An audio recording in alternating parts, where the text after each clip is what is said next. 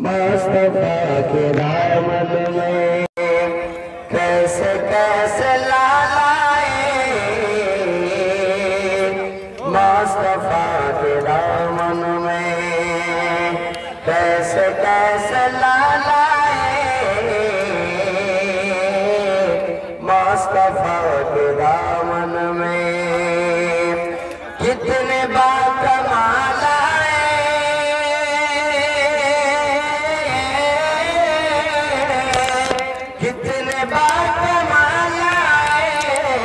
मुस्तफा के दामन में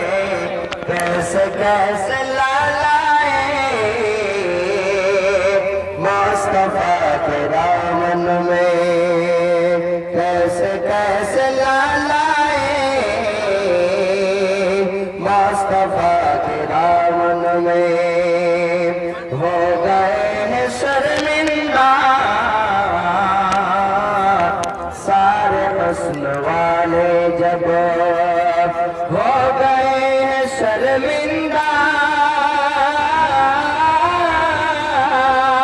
हो गए शर्मिंदा सारे हुस्न वाले, जब हजरत बिलाल आए, मुस्तफा के दामन में हजरत बिलाल मुस्तफा के दामन में